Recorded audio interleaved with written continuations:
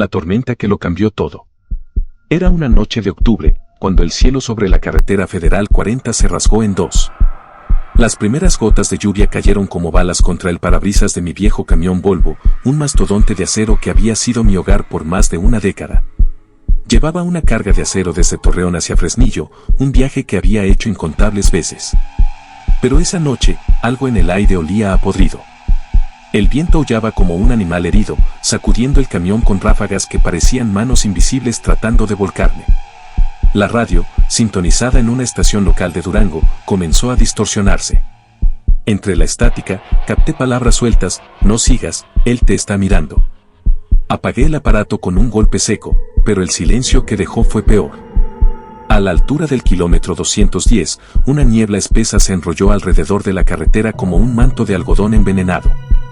No era blanca, sino de un gris sucio, como el humo de un incendio lejano. Las luces altas del camión apenas penetraban unos metros, y lo poco que iluminaban me hizo contener el aliento. Figuras humanoides, altas y delgadas, se alineaban a los costados del camino. No caminaban. Flotaban. Sus cabezas giraban hacia mí al unísono, pero no tenían rostros, solo huecos negros donde deberían estar los ojos. Mis manos se aferraron al volante hasta que los nudillos crujieron. Es el cansancio, me repetí. Solo es el cansancio. Avancé a ralentí, con el motor gruñendo en protesta. De pronto, los faros captaron algo peor: un sedán blanco, destrozado, apareció de la nada en medio de la carretera. Tenía las puertas abiertas, como si alguien hubiera huido a toda prisa. Pero lo más aterrador era lo que vi en el asiento del conductor: una silueta oscura, inmóvil, con los brazos extendidos hacia el volante como si aún intentara controlar el auto. Pasé de largo, pero cuando miré por el retrovisor, el coche había desaparecido. En su lugar, una mujer vestida de blanco, empapada por la lluvia, estaba ahora parada en medio del camino. Su cabello negro le cubría el rostro, pero sentí su mirada atravesarme. Una voz susurrante, tan cercana que sentí su aliento en mi oreja, dijo: ¿por qué no te detienes, Arturo? Mi nombre. ¿Cómo sabía mi nombre? El parabrisas se empañó de golpe, y algo escribió en el vapor: ven. En un intento desesperado por escapar, tomé un desvío hacia lo que parecía ser un pueblo llamado San Jerónimo del Monte. Las calles estaban vacías, pero las luces de las casas estaban encendidas. Las ventanas, sin embargo, no reflejaban nada. Como si detrás de ellas solo hubiera oscuridad. De una iglesia en ruinas salió un coro de susurros. No eran palabras, sino gemidos, como de algo que intentaba imitar el lenguaje humano. Entonces, las farolas comenzaron a apagarse una por una, sumiendo el pueblo en una oscuridad absoluta. El camión se detuvo solo. El motor murió, y el silencio fue tan denso que escuché mi propio corazón latiendo como un tambor de guerra. Algo golpeó la puerta del lado del pasajero. Respiré hondo y, contra todo instinto de supervivencia, abrí la puerta. Allí estaba él. Más alto que un hombre, envuelto en un traje negro y empapado. No tenía rostro, solo un vacío que absorbía la luz. Cuando habló, su voz era como el crujir de huesos viejos. Llevas algo que no te pertenece. Recordé entonces la carga, cajas selladas que me entregaron en Torreón sin explicaciones.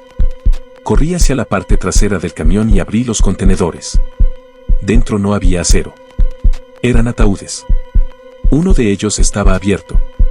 Y dentro había un cuerpo. Era yo. Mi propio cadáver, con los ojos abiertos y una sonrisa que no era humana, me miró y susurró: siempre supiste que esta carretera era tuya, Arturo. Bienvenido a casa. Entonces, la niebla me tragó. Algunos camioneros juran que, en las noches de tormenta, se ve un Volvo viejo recorrer la Federal 40 sin conductor. Otros dicen que, si te acercas demasiado, escucharás una radio sintonizada en un canal muerto, repitiendo una y otra vez. Y a veces, solo a veces, una figura alta y oscura aparece junto al camión, extendiendo una mano hacia los viajeros despistados. ¿Te atreverías a detenerte?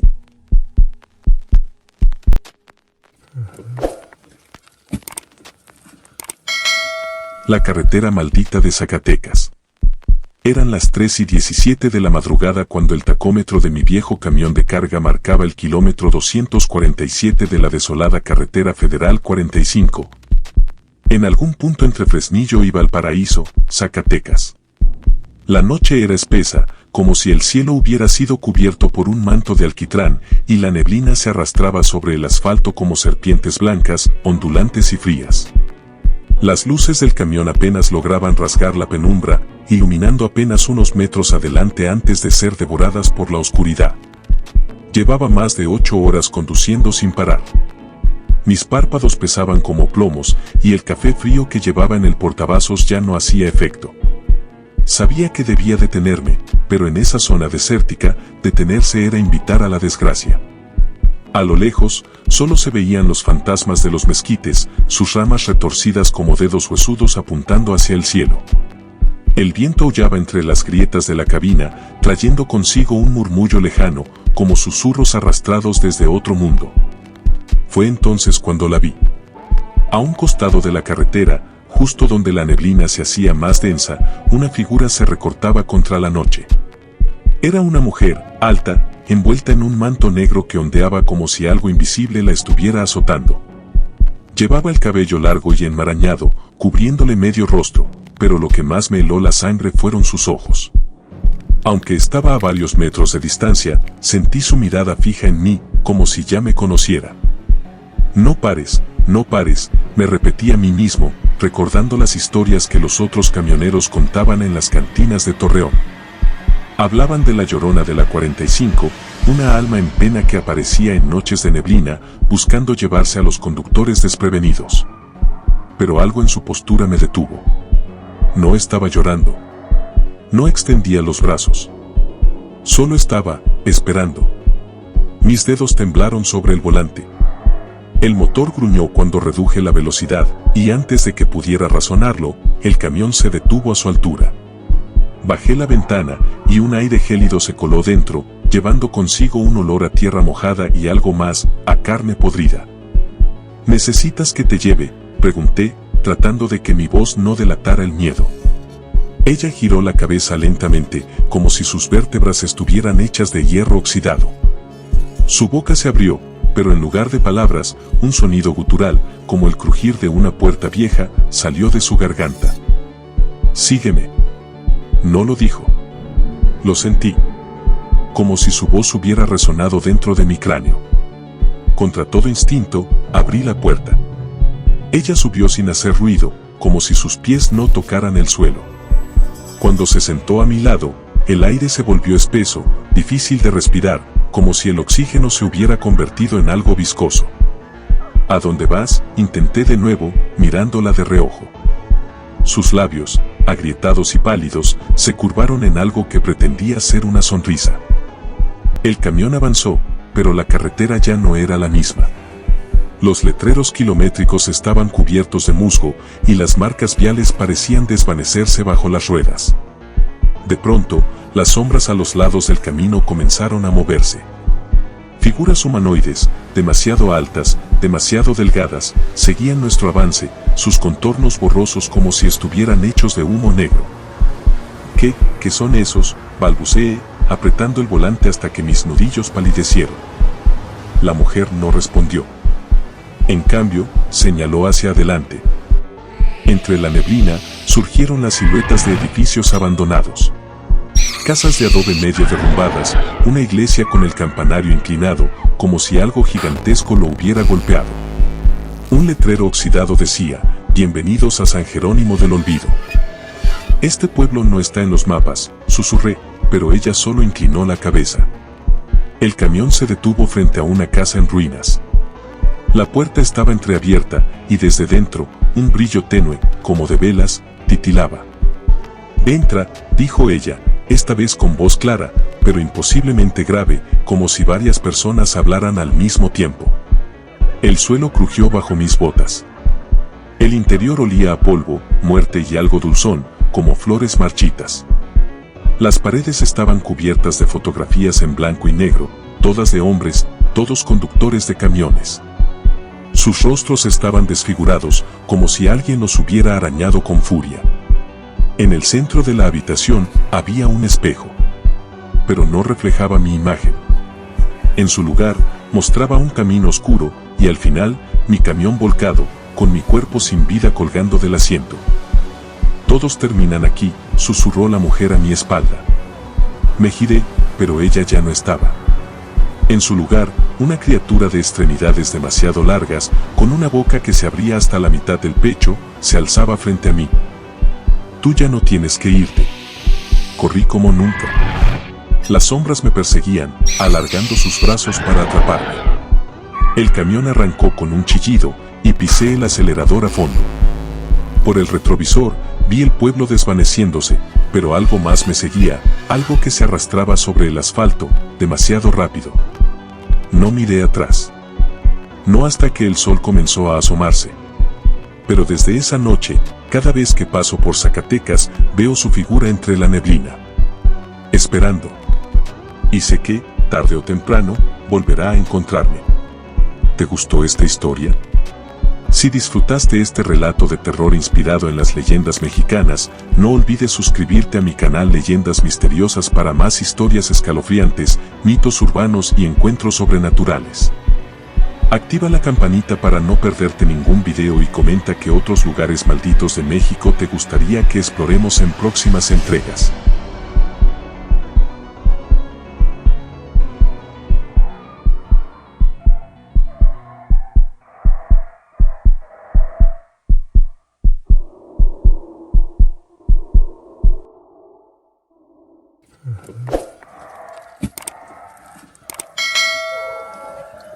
El camino maldito de la Sierra Negra.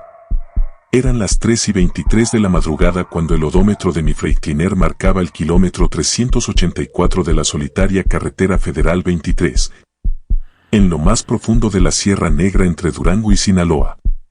La luna, aunque llena, parecía opaca bajo un cielo cubierto de nubes bajas que se arrastraban como mortajas sobre los picos montañosos.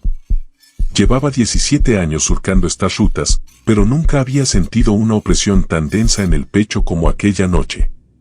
El motor diésel gruñía con un ritmo irregular, como si luchara contra algo más que la pendiente.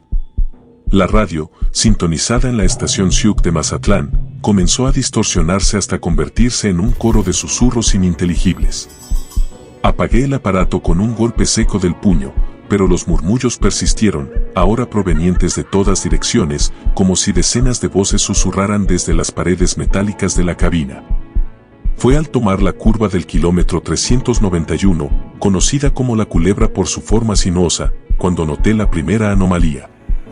El parabrisas, recién limpiado, comenzó a empañarse desde los bordes hacia el centro, formando un patrón de escarcha que no correspondía al clima templado de la noche. Al frotar el cristal con la manga, descubrí que el vaho no estaba en el interior, sino en el exterior, como si algo helado se hubiera posado sobre el vidrio. Entonces apareció la silueta. Al principio era apenas una mancha oscura en el borde superior del cristal, pero en cuestión de segundos fue descendiendo, tomando forma humana. No era un reflejo, porque cuando movía la cabeza, la figura permanecía estática, como si estuviera realmente sentada en el techo del camión, mirándome desde arriba. Sus extremidades eran desproporcionadamente largas, y donde deberían estar sus ojos, solo había dos cavidades profundas que parecían absorber la poca luz de los faros. «¿Estás cansado, Ernesto?», me dije en voz alta, usando mi nombre como ancla a la realidad. Pero cuando parpadeé, la figura había girado su cabeza 180 grados, y ahora su boca, si es que podía llamarse así, se extendía de oreja a oreja en una sonrisa imposible, llena de dientes afilados como agujas. Aceleré bruscamente, haciendo rugir el motor. El tacómetro marcó 90 kilómetros por hora en una zona donde el límite era 60. Las curvas se sucedían una tras otra, y con cada giro del volante, escuchaba un golpe sordo en el techo, como si algo pesado se arrastrara sobre la cabina. De pronto, el panel de control se iluminó con todas las alertas posibles: presión de aceite baja, temperatura crítica, fallo en el sistema eléctrico. Pero cuando miré los indicadores reales, todos estaban en verde. El olor a carne quemada llenó la cabina, mezclado con un dulzor nauseabundo a fruta podrida. En el retrovisor, vi cómo la caja de carga se hundía ligeramente, como si un peso enorme se hubiera posado sobre ella. Los candados comenzaron a vibrar, luego a golpearse solos, hasta que uno saltó por los aires con un chasquido metálico. En el kilómetro 410, un árbol caído bloqueaba el camino. No había tormenta, no había viento fuerte. Aquel pino de tronco grueso como un barril yacía cortado limpiamente a la altura de un hombre, con las marcas de hacha aún frescas, resumando savia como si lo hubieran talado minutos antes. Al bajar para inspeccionarlo, mis botas se hundieron en un fango espeso y caliente que no estaba allí segundos atrás. El aire olía a azufre y cobre, como después de una explosión. Fue entonces cuando escuché el primer gemido proveniente de la caja de carga. No transportaba mercancía viva. Lo sabía porque había cargado personalmente 50 sacos de café en Guadalajara. Pero ahora, algo dentro de esos sacos se movía, golpeando las paredes metálicas desde dentro con una fuerza sobrehumana. Al acercarme a la parte trasera, vi que los candados restantes estaban cubiertos de escarcha. Al tocar uno, me quemó como hielo seco. Cuando finalmente logré abrir las puertas, una avalancha de sacos cayó al suelo, y entre ellos, algo que no debería estar allí. Una maleta de cuero viejo, atada con alambre de púas. Al contacto con el aire, los alambres se retorcieron soltos, y la maleta se abrió con un chasquido óseo. Dentro, encontré una colección de fotografías Polaroid amarillentas. Cada una mostraba a un conductor diferente en mi mismo camión, en esta misma carretera, todos con expresiones de terror absoluto. La última foto era la más inquietante, mostraba mi imagen, tomada esa misma noche, con la figura de brazos largos detrás de mí, sus garras ya apoyadas en mis hombros.